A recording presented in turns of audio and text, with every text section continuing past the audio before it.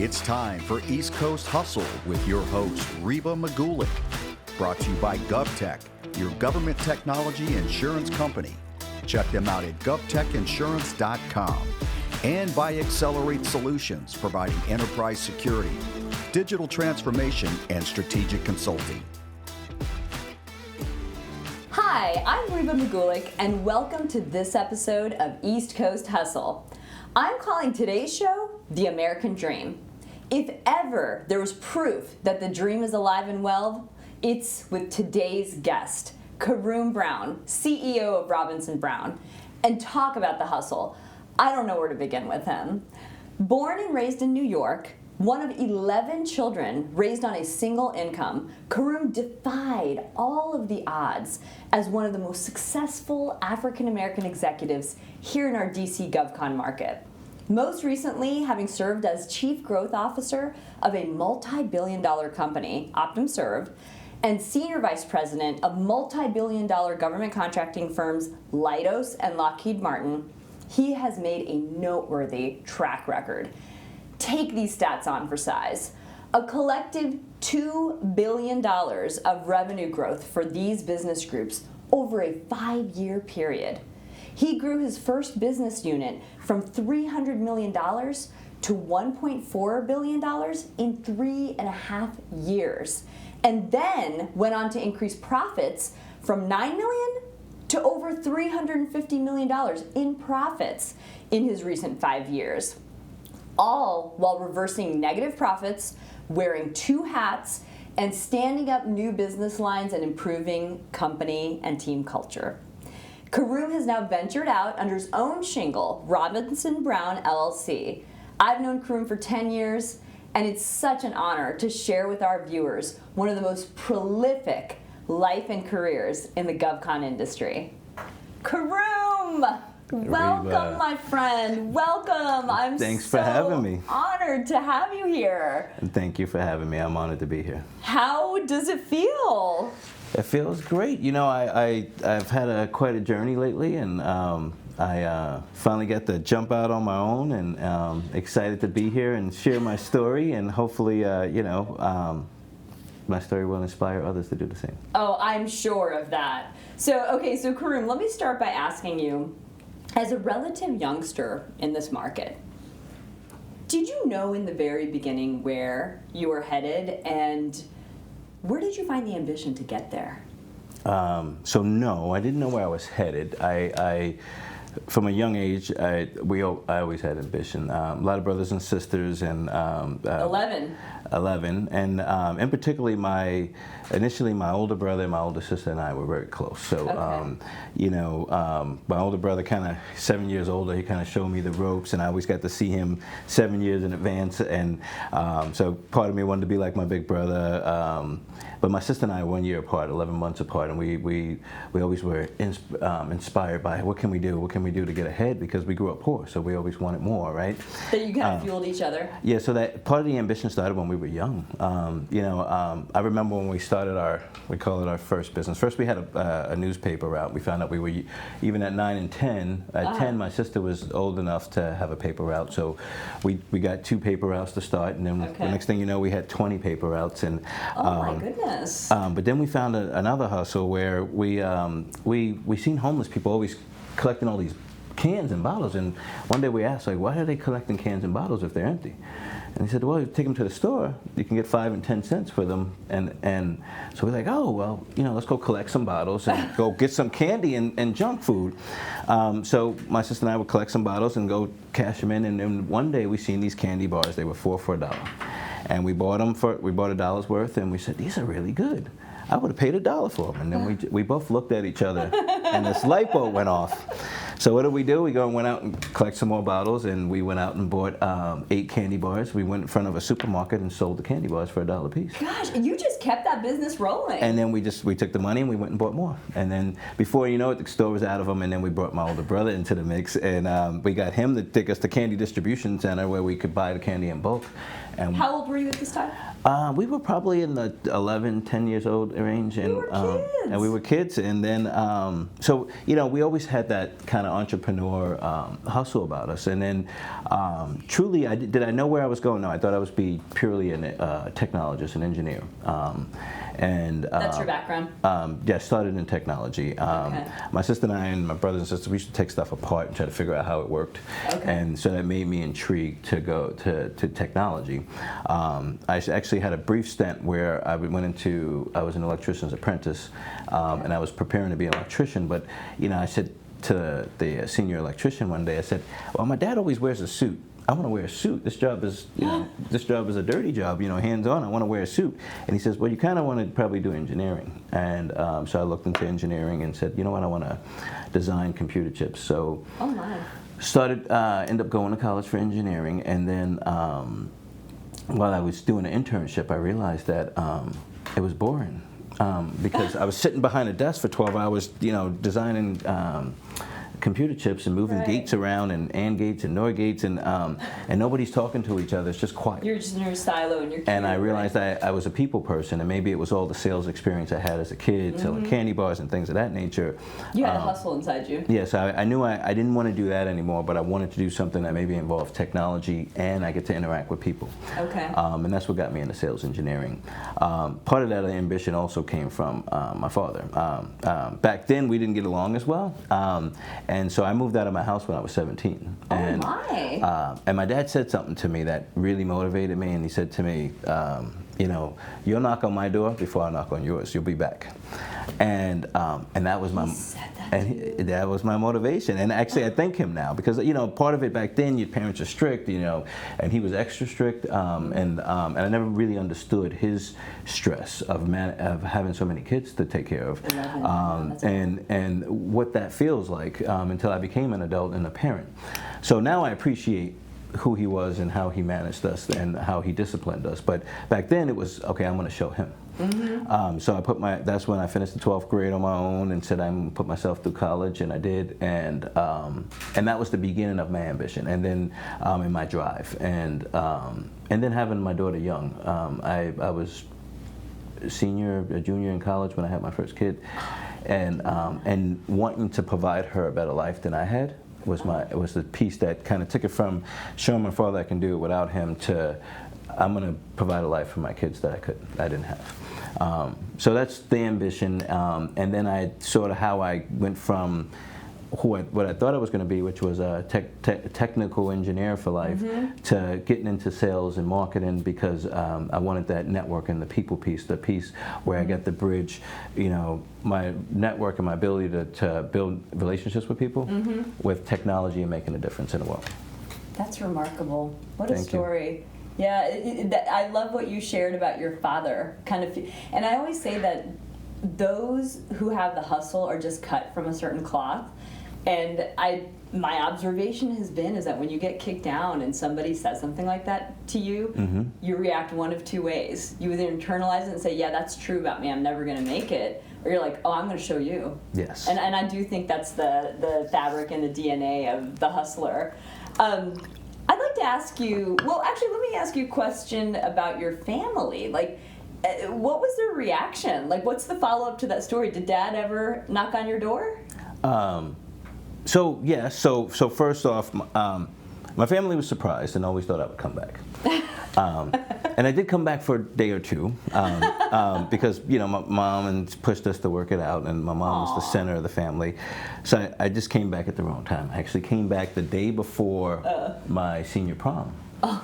And so I came back, went to the senior prom, came back about 4 or 5 in the morning. Now, at this point, for about a year, I was living by myself. So you had your own independence. So when I came back at 5 in the morning or whatever it was, my dad, he yelled at me and told me to get out of his face and all that. And so I said, I liked it better the other way. So I went back upstairs and packed my stuff back up, and I left. Oh my gosh, Karoom. And yeah, he came back and knocked on my door, but that to me now, and knowing what I know now, that's less important than at the time when I was that age. It was nice that he knocked on my door first, but as a parent, as someone that has to raise kids like he did, and someone that doesn't even have anywhere close to the amount of kids he has, I realized that who he was and how he wasn't, you know, like, oh, he was such a bad parent. It was actually a good parent, just misunderstood. He was just doing the best that he could. Yeah, I think all of us hit that when we're somewhere in our 40s. We realize, oh gosh, the switch flips. That now I get it. Now I actually understand why my parents were the way that they were. Karoom, what are some surprising things that you've learned about success on this journey? What are things that you didn't know before that you'd be willing to share with us now? Well, the first one I would say is once you get there, staying there is just as hard as getting there. Really? And you know, you get, because you, especially when you already have some cards stacked against you. So I pushed and I was so aggressive that it oftentimes I was the youngest executive in my position in my space. I was one of few minorities also in that, at that level in that space. So I always had to work harder and prove more, prove myself. And you every time you think you're comfortable, you realize that you're not. And so whether it's you're successful in a big corporation, whether it could be your boss, it could be your peers, the envy and the finding ways to kind of knock you down because they don't want you to overshadow their success. So you get humbled and you learn how to navigate that space. But also, you know, like I said, staying there is hard. You know, maintaining your network. When you grow a large network, keeping that network up to date. The more people you know, the more people you have to keep in contact with. The less people you get to keep in contact with, the more people that feel slotted. That maybe you just forgot about them when you got to the top, and it's not that. It's just it's but so many hours in a day. But just maintaining that success, learning that once you're there, just because last year I blew through my numbers, I got to do it again this year. You only get a brief pat on the back, right? And then it's like, what have you done for me lately? Exactly, and so the hamster wheel begins, and the speed in which that hamster wheel needs to operate. It's not like you get there and then, okay, now I can spend time with my family. Right. You got it keeps going, and it's going, and when you wait, it's more intense, and it's more, and the higher you go, the harder it is to stay there. So that's one, and then just juggling work-life balance. Yes. You know, you keep telling yourself that one day I'm going to have time to do this, and I'm going to have time to do that, and I'm going to spend more time with my kids, but I'm going to provide this life for them first. So, you know, from a success standpoint, I did think I wish I knew from the beginning you could plan for it, is that that when you get there, is continuous, and maintaining it is just as hard. And also, at some point, if you try to raise a family at the same time, I would just say that you got to learn how to find that work-life balance throughout the middle, because the corporations, they don't care. They say, hey, yeah, we care about your family, work-life balance. But at the end of the day, corporations have a job to do, and it's a bottom line, it's a top line, and if you're continuously improving it, great, and so you have to find time to do both, and also not look back and turn around and your kid, like I did at one point, and say my kids are in high school and in college, and I'm at that point where I'm about to say, okay, I can spend time with them, but I just spent 15, 20 years building my career, but that was 15, 20 years of my kid's life. So so things like that, you know, you don't realize that the sacrifices you make, and the time and span in which you make it, and the 60, 80-hour weeks, that sometimes you have to really weigh out what is most important in life, and then maybe taking a little bit longer to be successful, but spending more time at home, or maybe not starting a family until later. Those type of things are things that I think that I've learned in the success pool. I think that's really wise advice. Like just that soundbite, just what you said, that maybe you can take a little bit longer to be successful, because it's not going away. Exactly. And there's always room for people who have the hustle and people who are successful and driven. But I think I understand what you're saying, especially when you come maybe not from money. You know, there's almost, I don't want to say fear, but there's that extra drive. And I always saw success, and maybe still do, the same way that you described, that it's this end point that I've got to drive to there, and once I get there, then I'm going to spend time with my family, then I'm going to take the vacations and do this and that. But what you're saying is it's not really an end point. And budget your time wisely. Like, it's kind of like the only analogy I can think of is those small businesses that grow wildly, but they try to stay within their NAICS codes without breaking through. Absolutely. Those smart ones manage their growth. They're like, let's budget it. Let's budget it over time, because we can always hit the accelerator after the kids leave too. Exactly. And that's the piece. And also realizing that you could take a break and it still be there when you get back. And and creating, once you create value, then you have more negotiating power. And but like I said, success is it's a great thing, but it comes with how do I say, a great responsibility. Price. Yeah. It comes at a price as well. It comes at a price. And I think what's interesting, you and I have talked about this over coffee. How intriguing has it been for you, this journey? I mean, you were in it. Like, I've known you for 10 years. It's hard to get on your calendar. It's hard to get a phone call in with you. But what I'm witnessing is that you're like 3, 4, 5 times as popular since you've come out of that space.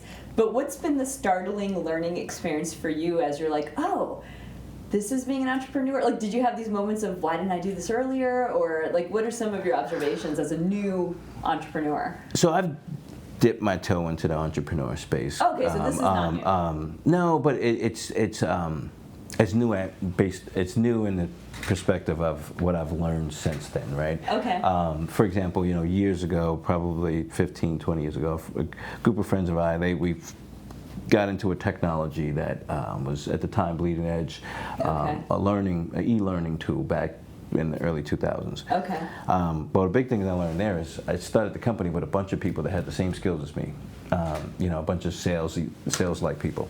Well, we didn't have people that really like to do the administrative part of the job, and really like The to do back office and stuff. the back office stuff, and how much we took big corporations for granted. Like how much we spent at Kinko's printing out our proposal. Yeah. But here now, when I started Robinson Brown, it was really with a purpose, and with an understanding that it would be certain things that I would deal with and certain things that I actually would pace myself and not deal with. Okay. So Robinson, I guess I'll just dive into it now. Yeah. So Robinson Brown was really inspired by my mom. So Helen Robinson, she passed away last year, but before she passed away, she really challenged me on why I wasn't starting my own business, and that. So she's the one. She's the one, and I wasn't really as happy doing the things that used to make me happy. Interesting. And so when I won, early in my career, first time I won a $10 million deal, I could tell you that. First time I hit $20 million, I could tell you that. The first time I closed a $100 million deal, right, or multiple hundred, and the first time I closed multi-billion dollar deals. And those things, it felt like, if you ever seen the movie Pursuit of Happiness, that moment when he found out he got the job and he just stands outside and you could feel the emotion that he was feeling at that moment. Right. But, that's what I felt every time I conquered something, blew through my numbers, the euphoria, hit the top of the sales charts and went on trips, but I wasn't really feeling that way anymore. Interesting. And and then I gave someone an analogy. It's like, okay, if you take a rabbit's portion of a meal and give it to an elephant, and then ask him if he's still hungry afterwards. Well, I felt like I was still hungry afterwards, right? And your appetite had grown. My appetite had grown, and simply winning and blowing through my numbers weren't making me happy anymore. Wow. And so she said, do something to make you happy. And so one of the things when I started Robinson Brown was to consult with small businesses, medium-sized businesses, minority-owned, veteran-owned, and help them with business strategy, growth strategy, and consult with them to help them make it. I helped all these large corporations make it, and I become a rounding error on some big spreadsheet when you deal with some of the company sizes that I was in, a $50 billion Lockheed or a $300 billion United Optum. So I wanted to make more impact in people's lives. During COVID, I got a heavy focus on underserved communities, underserved businesses. You got to see inequities, and I said, okay, well, you could sit there and protest and scream about the problem, or you could do something about it. And I wanted to do something about it. So if I can take my expertise and offer it to small businesses, and so they can get ahead and they become large and they could either sell their companies or hit their goals in life, then I'm doing something meaningful. And then also be able to have the work-life balance to spend more time with my family, but also do more charitable work and pro bono work. So those are some of the things that kind of drove me towards Robinson Brown. So did I think it would be easy? No. And at sometimes it's overwhelming, all the calls you get, right? But I told myself in the beginning that I would pace myself. So there's been times where I told folks I don't have the bandwidth right now. Right. But I'll make something work for you to help you get to where you're going. But it's been good so far. It's been fun, and really, really just excited to do something that makes me happy. And I'm enjoying it, and I don't feel like I'm in a rat race. And you're giving back. And quite exactly. frankly, you're giving back. Like how grateful would you have been to have someone like yourself now go back in time and help you when you were a fledgling young business? Your mother would be proud. Thank you. I know she would be. This is remarkable. You've kind of answered this already, but do you have any advice that you would offer those that are born with the hustle? Because like we know it, right? We're different. We feel different sometimes. We're more driven, even as children. Just the stories that you described. But what advice would you give to the young viewers who may be watching us today, who feel that fire, that spark of ambition and hustle? Like, what should they do? One, follow the hustle. Two, I ended up somewhere I didn't think I would be, right? And but sometimes you have to go. Yeah. And follow some path to figure out the right path. That's right. And so for me, it was, I thought I would be an engineer doing the design work, being hands-on, and it ended up being that I went into sales, marketing, strategy, M&A. Those are the things that end up being what interests me, but also what I end up being really good at. But it took me going down a path and a journey to find the right path for me. And so I say, look, you may not know exactly what, or you might feel it's X today, then follow that path. Yes. And the people that you and you meet and the experience you have will help you get there. Exactly. And then also, don't take education for granted. Some people go to school to pass. I really recommend tell people go to school to learn. And it's a big difference. It's a big difference of getting an A and knowing the answer, and it's another thing to understand it and how it applies. Yes. Work early when you can, because the networking, people skills, relationships are key. Treat people how you want to be treated. Yes. Does it always work out? Some people have this ruthless thing, oh me. Look, being nice and treating people nice hasn't always panned out for me. Sometimes I got the bad end of the stick, but I never regretted it. And eventually, the people that you take care of and you treat right, they'll always stay in your network. And so treat people right, keep a network, build a network. Don't be afraid to have mentors. My mentors, some of my greatest mentors, helped shape me who I am today.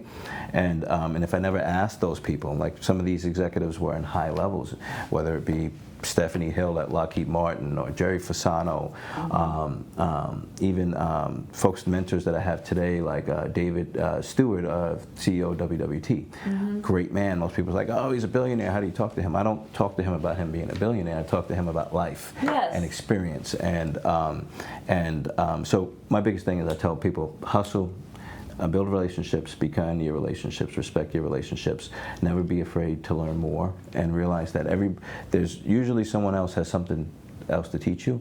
So always be okay with learning more. Just because you have a hustle doesn't mean you have to know everything. Right. You be humble. Yes, be humble. And so that's what I say. Follow your dreams. Realize that what you think your dream is may not be your dream, but follow them, and you'll find your path along the way as well. I love it. Yeah, what you just said made me think of two things. One is, I always say, even a bad decision is better than no decision at all. That first step is just put your foot out into the street and cross. Just start moving. And back when I first started a Defense Health Agency, my first business development role, I had no clue what to do. And do you know Ron Peoples? So Ron shared this advice with me. I didn't know him. Somebody said, hey, you need to go speak with Ron Peoples. I'm like, Ron, what should I do? It's such a big organization. I'm studying it. I don't know where to go. And he said, Reba, let me tell you this. Here's what you should do. Start anywhere. start anywhere. And that stuck with me to this day. The faith that just start anywhere. Like you said, you started with engineering, but until you take that first step, you don't meet those characters along your path that shape your journey. We'll be back with more East Coast Hustle with your host, Reba Magulick, after this brief timeout. For all of my friends in the government contracting business, I want to tell you about a company I know well, led by one of our guests on East Coast Hustle, Kevin Fitzpatrick at GovTech. Kevin and his team are experts in liability issues that face the GovCon industry.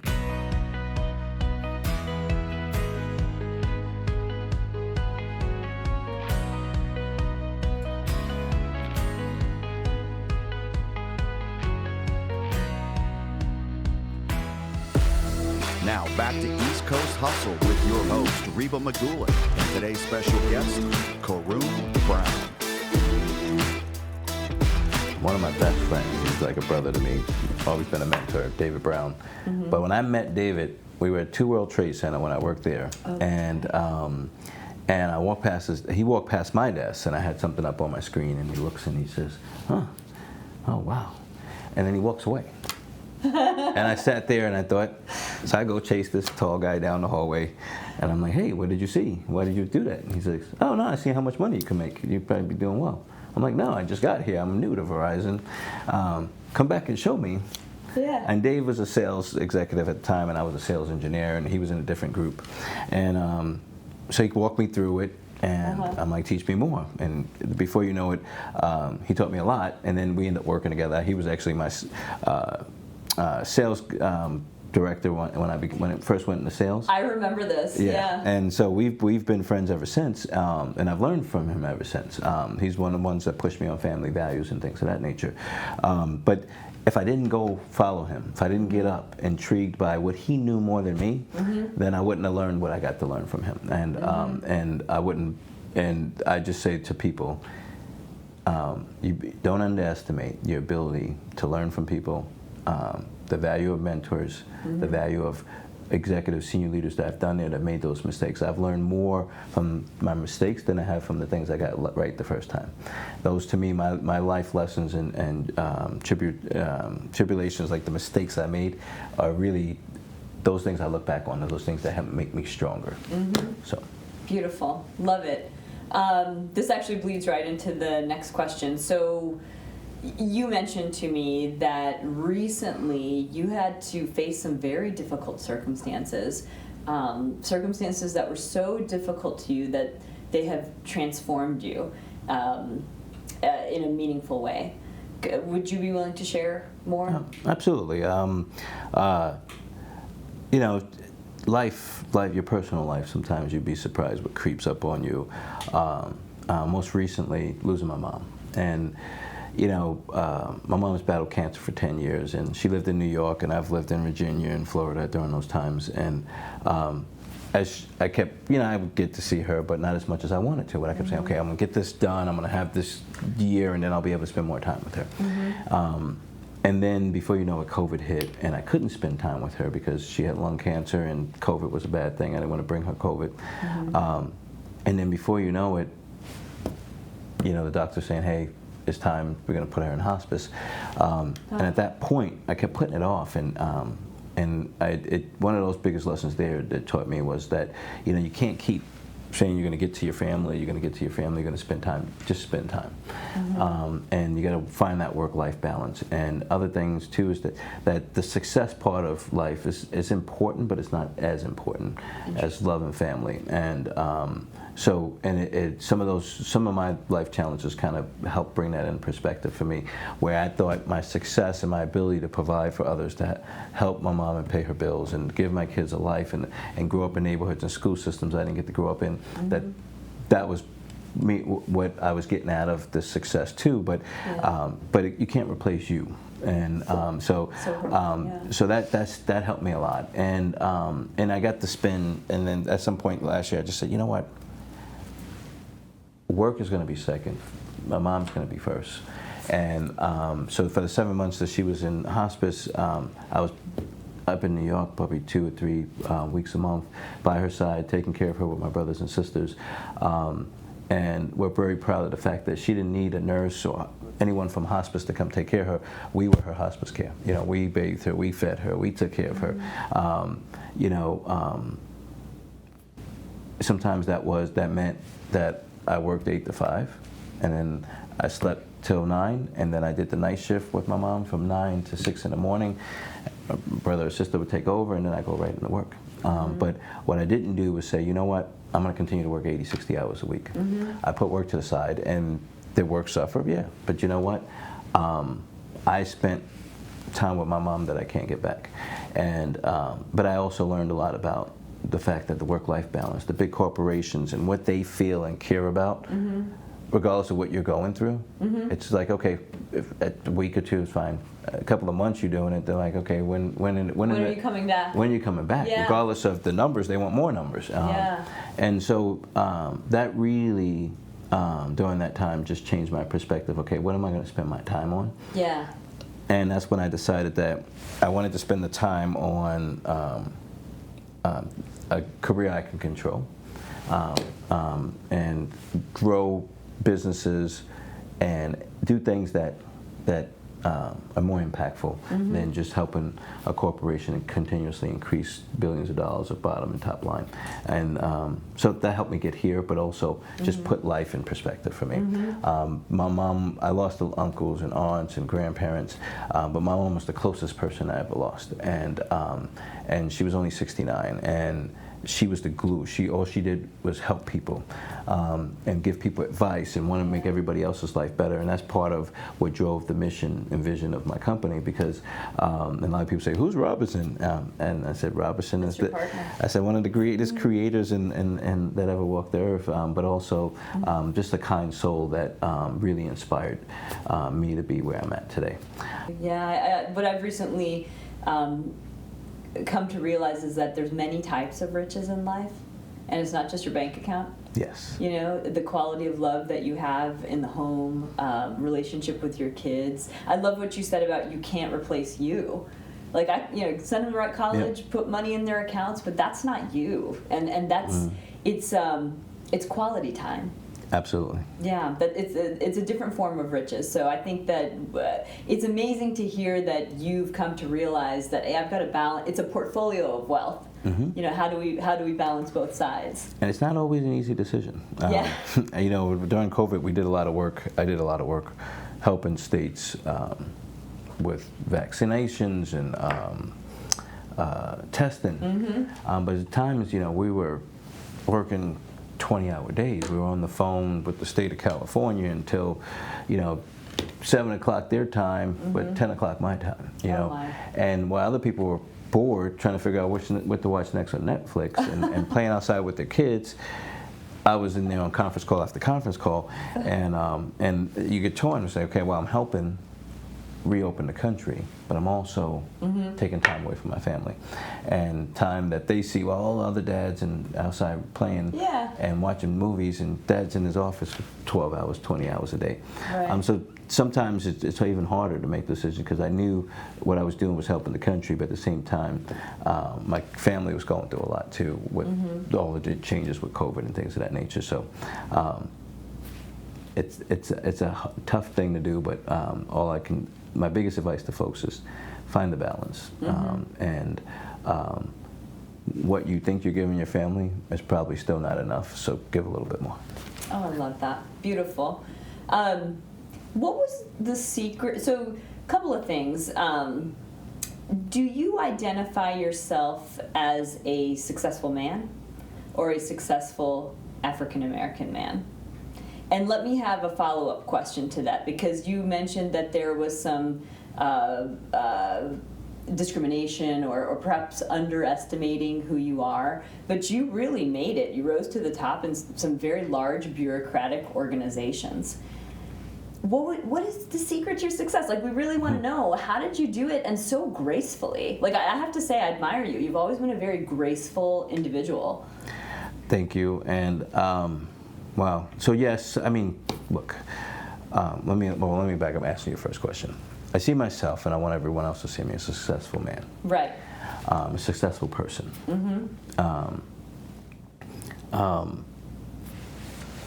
However, I'm not going to ignore the fact that my journey has been harder because of the way I looked, or my age and the way I looked at times. So I had to work harder. And but what I was determined to do early in my career, when I had my first real bout with racism, I in the workplace, I told myself I was determined to be the best, to make sure that those who discriminate can see that regardless of the color of my skin, I'm here because I'm good. Yes. They need me. Yes. And regardless of the way I look, my age, I was going to work hard enough and build the skill sets that people were going to demand to need me, regardless of the way I looked. Yes. And therefore breaking down barriers for other folks that look like me. And so, you know, early in my career, I worked at a company, and I came in and I didn't realize how unions work, right? And in this particular company, I was in a union, and I was one of 375 engineers in all of New England, but I was the only one African American, and I was the only one under 30, and at the time I was about 20. Wow. And I came in and I worked really hard, but I didn't realize that the harder you work between 8 and 5, the less overtime that means it is for folks. Oh. And the culture of the union was only do like 1 or 2 tickets a day, and then there'll be plenty of overtime for everybody. And everybody made a lot of money on time and a half. Right. So I didn't get that. So I came in and I was doing 10 tickets a day, and they were doing 3. And then I was making them look bad. And then at some point they started to call me the affirmative baby. Oh. And so I said to the guy, and he's like, so they would say, "Hey, AB," and I didn't know what it meant, so they all of them start laughing. So one guy, he was about 31. He was not as he wasn't like them, so he would say, "Don't hang out with them. They're not your friends." And I said, "What is AB?" And he says, thought they were calling me KB. And he was like, and he said, "No, they call you affirmative baby because the only reason why you're here is because of affirmative action."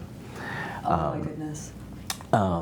So okay, I got it, let it slide, I let it go. I just kept working, but then eventually I got moved to run a site implementation, which this lasted over 3 days. We had to install like 7,000 phones in 3 days, and I was the lead for that project. And I came in, and these guys are sitting in the lobby reading newspapers, and I'm like, "Okay, let's go."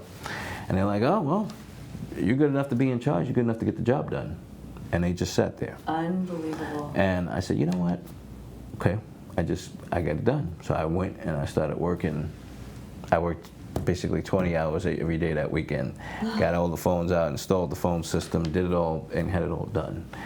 And then these guys were shocked. They couldn't believe that I got the job done by Monday morning. They thought it was going to be the end of me for not getting the job done, and I got it done. So some of them after that point gave me some respect. But they would do things to come after me. Like and so I didn't lose my scholarship. They allowed me to I worked during 8 to 5, went to school at night. But I had to take 1 day class to keep my scholarship. So they let me come in at 9 instead of 8, take the day class, and then I would work extra hour at night.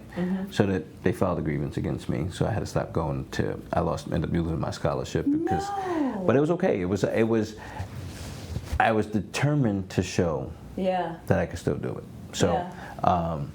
I just took out a loan for the rest of school, and with the scholarship covered, and I work 8 to 5 like everybody else, and I pushed through it. But that job helped me say, you know what, I am going to continuously show that I am the best, and I'm going to work harder than everybody else. And when everybody else is coming in at 9, I'm going to come in at 7. Everybody else is leaving at 5, I'm going to stay longer.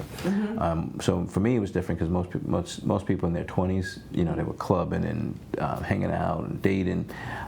Me, I was working. I barely saw the inside of a party or a club when I was in my 20s, but that was my drive to say, hey, I'm going to get ahead. I'm going to be better. So. But racism didn't stop there. It was just more of it, and discrimination, but I always just focused on being good, so because I wanted people to say, he's not there because of the color of his skin and they're meeting a quota. He's there because he's good, and often I got overlooked for jobs. I mean, but and half time people say, you know, I just have a friend Gerald. I still have a friend Gerald, but Gerald said to me all the time. He says, you should have had that job. Why didn't they pick you?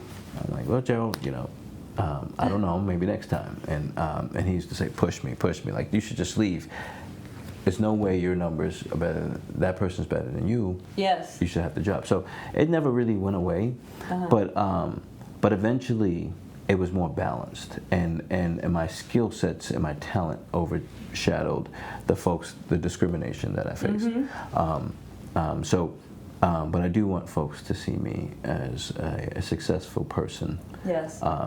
And what hard work and determination is, and hustle, and not as a successful black man. Yes. Or knocking off both the black and the man part. Right. But I also want young minority kids. I want people that are in a class that is discriminated against to know that you can make it. That it may take more, and yes, you have to work harder. I'm not going to sugarcoat that. You do have to work harder than others, but you can get there, and you don't have to resort to an easy route of crime or being less or staying where you are in the neighborhood you always grew up in, because it's going to be hard, or you can't get there. You can. Cracking through that ceiling is going to be a little bit harder, but you can get there. And today it's easier than it was 20 years ago. And for me, it was easier than it was for my father and my mother. And it was always easier for them than their parents. So the world is changing. It's not changing as much as we want it to, but it is easier. And I'm hoping that my story helps some underserved community or some discriminated group know that you can get there if you work hard. Amen. Oh, I just love that. I agree with you wholeheartedly, Karoom. And this is something, we all face some sort of judgment. You know, people make a judgment when they look at you. And I've always said the same thing. It's like the best remedy to prejudice and discrimination, be the effing best. Be the best. Be indispensable. And quite frankly, like at the end of the day, people can say whatever they want, but who's delivering the numbers? Who's really working hard and getting the job done? Who do they feel the absence of after they've left? Like that is the key, I believe, to overcoming a lot of these things. But like you said, you can't sugarcoat it. You do have to work a little bit harder, but there is a path. Absolutely. But it does feel good when you do leave somewhere, and you know they'll fill the gaping hole that you leave. And it may take them 3 months, it may take them 6 months. But as my father once said, those companies will miss me before I miss them. So I love it. Well said.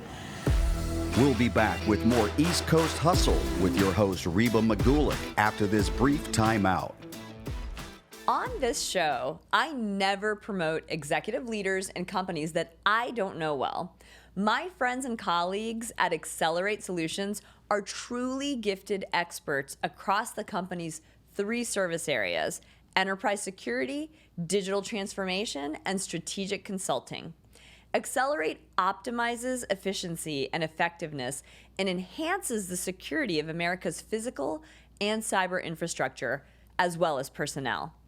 Agencies as large, complex, and important as the FBI depend on Accelerate. To learn more, visit acceleratesolutions.com.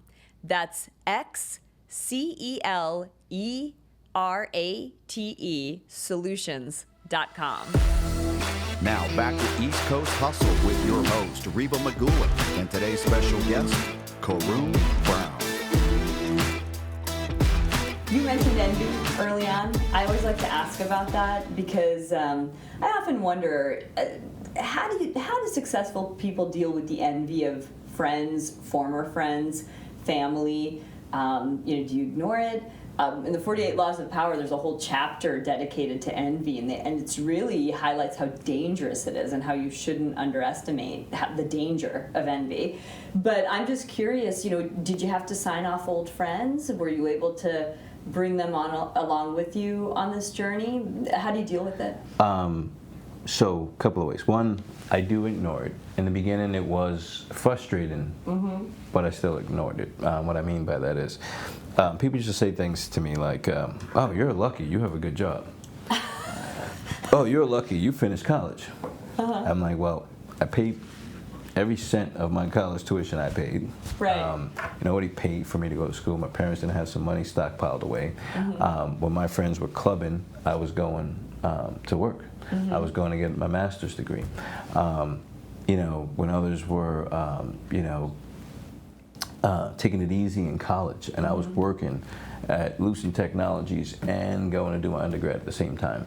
Yeah. And it's like, oh, you're working too much. But by the time I graduated, I had experience at a big company and I had my bachelor's degree.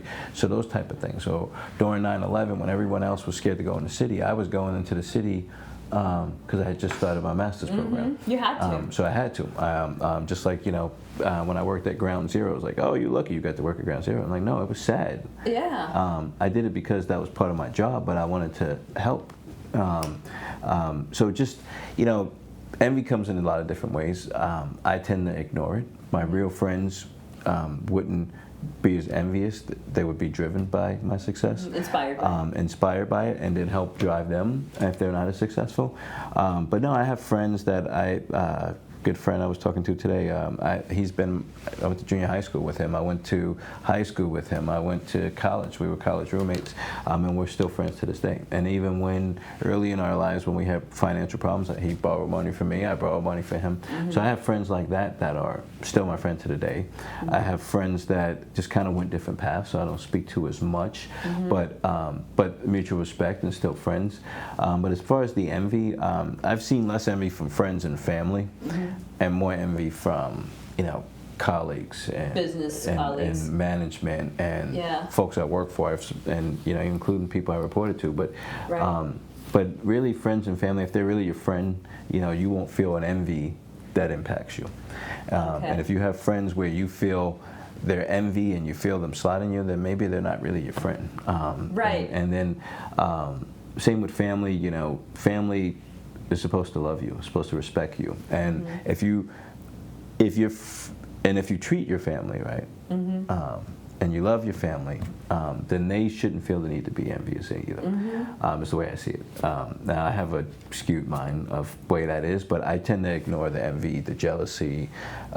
Look, you either support what I'm doing, and we're friends and we're family, or I just ignore it because I don't spend time with negativity, because it just doesn't really. It's toxic. It's toxic. I'm a glass half full, not a glass half empty. I don't spend time on the things that could bring me down. I try to spend time on the things that lift me up. Absolutely, and I think it's really interesting how you said even people that you reported to, sometimes you felt their envy. And again, not to bring up 48 Laws of Power again, but chapter one is never outshine your master, or never outshine your boss. So again, it's like a delicate twist on be cognizant of envy and sometimes shining too hard. Yes. But, you gotta do what you gotta do. I had a leader once put in my performance review, Karoom has a bad habit of saying, "I told you so." I told you so? I told you so. And I laughed and I said to the executive that the executive that reviewed it with me, which happened to be the chief growth officer, and I said, "You really spending time on that bullet?" I said, "So if the head of your healthcare group has the head of the growth of the healthcare group saying 'I told you so,' what does that mean for the company?" That means that executive missed out on growth. Because every time I, as your growth leader, say "I told you so," that means you missed growth. Right. So should that be in my performance review or his? But I also realized that delivery matters, and understanding people matter.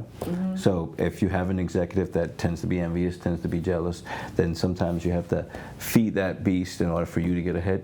So maybe in certain arenas you let them shine. Maybe instead of saying "I told you so" and being frustrated that he or she didn't listen, maybe just let it go, and focus on how do you succeed around that. Excellent advice. Final question for you. I'm just very curious about this. What have you learned about money? Money, I learned a lot. Money's like if you're really hungry and you go to it's a big nice spread of food, my parents used to say, we load our plates up, and your eyes are bigger than your stomach. Sometimes financially, people's eyes are bigger than their stomach, Okay. or their eyes are bigger than their wallet, if you will. What do you mean? So, and what I mean is, like, everybody wants the nice car and the house and the clothes, but sometimes you overextend yourself. And if you, and when you grow up less fortunate, especially coming out of underserved communities, you don't really have a sense of wealth management, financial management. So I learned that if I had a chance to do it all over again, I would have spent more time understanding personal wealth management, investments, but also what separating wants and needs, short term versus long term. I'm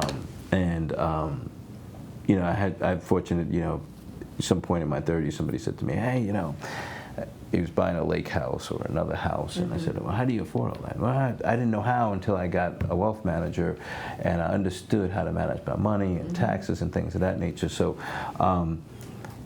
I've learned from a financial perspective that that there's a lot more to creating and generating personal wealth than just having capital in the bank, and also some of the material things are less important than some of the things that could really generate generational wealth if you manage your money the right way. So my just big thing about money is everybody wants to be rich, everybody wants to make it, and like I said, some people say money doesn't make you happy. Like I can say that, like I said, not having money and growing up without money make me unhappy. So I know what it feels not to have, and I know what it feels like to have. It's better to have, but you should work to live, not live to work. And that's I don't know who came up with that saying, but it's probably the truest statement about money is, work, manage your money early, understand the importance of your credit and building foundational wealth and generational wealth, but also understanding the difference between if you're buying a material thing that you can afford and that if it makes you happy, then fine. But just be careful that you don't overextend yourself. You're living within your means, and you have a plan long-term financially, and it should be a 3-year plan, a 5-year plan, a 15-year plan. Most people say, don't worry about retirement. I'm still young. I'll worry about that when I'm 50. Well, you don't really want to worry about your retirement when you're 50. Yeah. And so my biggest advice about money is just understand how to build wealth. Understand necessity versus need, necessities versus wants, and try to balance what's important, but also understand where you want to go. And it's like one of my kids said to me, hey, Daddy, I'm fine with just making $100,000. I don't want to work as hard as you. Oh. I said, so I said, okay, so then now that she's called it adulting, but she starts seeing how much things cost. And an apartment and an apartment in a good neighborhood versus apartment bad. It's like, oh wow, well that apartment costs, $2,000 a month, but this one's $1,000, but the neighborhood's real sketchy, as she would call it. Yeah. I'm like, yeah, well, it costs more to live in. So now she's starting to understand a nicer car. Then when you have a nice car, it costs money to maintain it. I think that understanding wealth, understanding money, and the way you want to be, and what it costs to be where you're at is important. So I know that's a long way to say what I learned about money is I didn't know enough about it when I was younger, and I wish I did, but learn about money. It's not just about getting rich, but the sustainability of your actions. And I got to look at certain things and learn more about it, like Michael Jackson. I was like, oh, how is Michael Jackson bankrupt? And I said, well, he bought a house that cost $70 million a year to maintain. And at one point, if you can't sustain $70 million a year, then eventually you're not going to be able to afford that house. Right. Right? So living within your means and understanding where you want to go and how much it costs to maintain that lifestyle is something else that I would say is important. So. Karoom, you were the perfect guest to bring on our show today. You have perfectly defined the hustle, what it takes, and the steps that you need to go through in life.